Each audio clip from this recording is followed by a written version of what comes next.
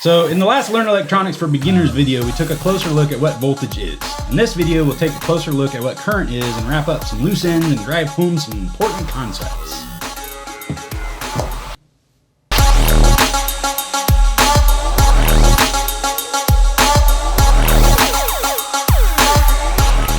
Once upon a time, there was this French dude named André-Marie Ampere. Just like our dude Coulomb from the last video who liked to play with balls, Ampere liked to play with wires. He derived some mathematical nonsense about parallel wires in a vacuum being of infinite length and the force that developed between them when current passes through them. I'm gonna spare you all the ugly details because, well, gross.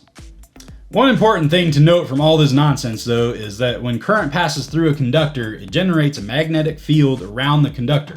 Put a pin in that. We'll take a much more thorough look at that when we talk about Lenz's law and magnetism. Seriously, it's one of the most fundamental concepts of electricity as we know it today. Ampere is the father of electromagnetism. It says so right here. It's super duper important. Remember it. Okay, this guy Ampere was so cool he had a whole metric unit of measurement named after him. The Ampere, aka the amp.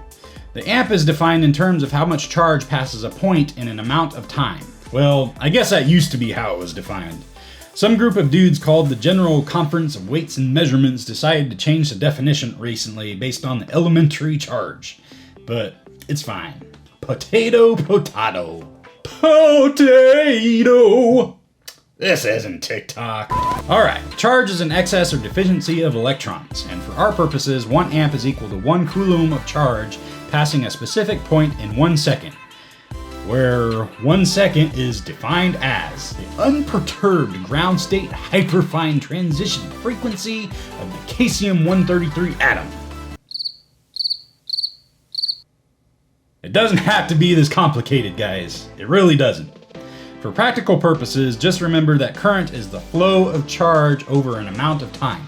Easy. All you need to know to build flying weed whackers and stuff.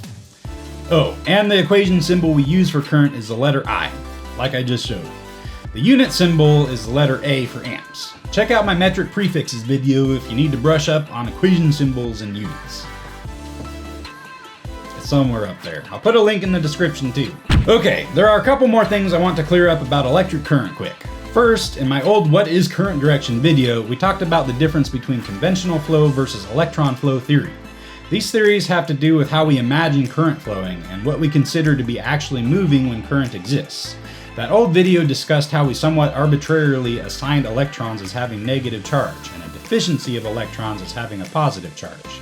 That's something I want to clarify from that video. The terms positive and negative are just labels. The smart dudes like Ben Franklin back in the day could have just as easily said the electron is positively charged, but that's not how the cookie crumbled. In any case, positive and negative are just labels to help us identify two different things. Another thing to clarify from that video is that up until now I've been largely describing current flow as the movement of charge through a metal conductor, which is the most common place that current flows in practical application. In electron flow theory, we describe the direction of current flow as being from negative to positive. We consider this the movement of electrons in the lattice structure of the atoms in a metal conductor. Well, I thought I should point out that current flow doesn't always have to be the movement of electrons. Current flow can also be the movement of positive ions, like can occur in a gas or a liquid. Positive ions are atoms or molecules with a deficiency of electrons. In those mediums, the movement of charge can actually be from positive to negative. Most of the time, though, we're dealing with metal conductors, where it's the free electrons that are moving within the lattice structure of the metal. Another special case is a movement of charge in a plasma globe, like this one.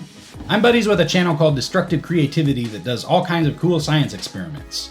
He reached out to me a while back asking if there's a way to actually measure the current flowing into you when you touch a plasma globe.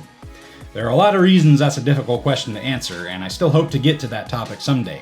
I even have a half-baked plan for how to do it. But I've been terribly busy lately and have so many other videos to finish up also. You may have noticed I haven't done many videos lately. I've kinda had writer's block and was originally planning to talk about static electric shock and what ground is, and I was trying to answer a specific question from a viewer, all in this one video. I was getting a little overwhelmed trying to fit in too many topics. I've been doing classes for my next promotion at work too, and doing things like enrolling to go back to school in January. You should leave me a comment and guess what I'm going back to school for. It'll be a fun game. Bonus points if you can guess how many videos are sitting on my channel that I've never published. Anyway, I bring up this plasma globe because it's kind of a good example of a final point I want to make about current. The plasma you see forming and the light it gives off is actually an effect of the constant splitting and recombining of atoms and electrons within the gas inside the globe. For my very first safety video in this Learn Electronics series, we've been talking in terms of current flowing in just one direction. I use the analogy of a river flowing downhill to describe current. Well, what if that river just up and decides that gravity's for chumps and decides to fight the power and flow back up the hill?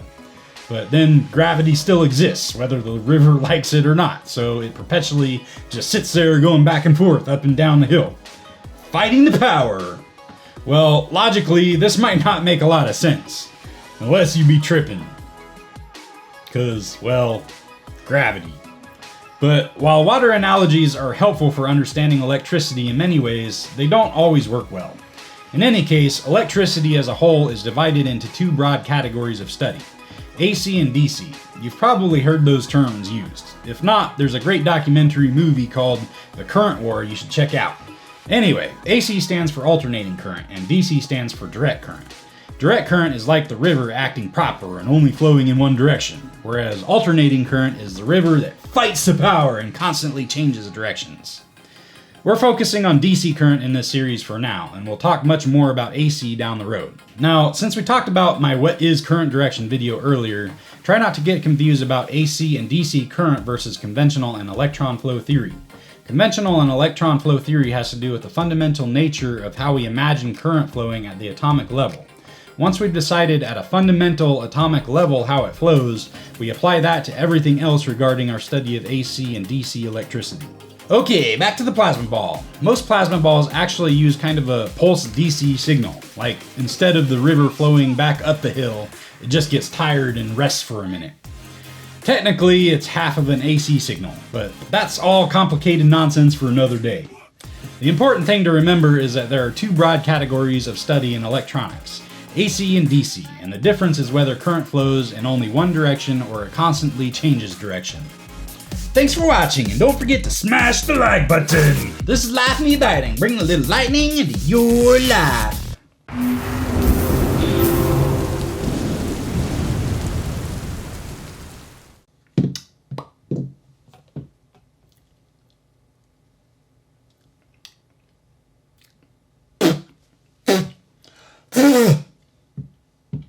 Gross.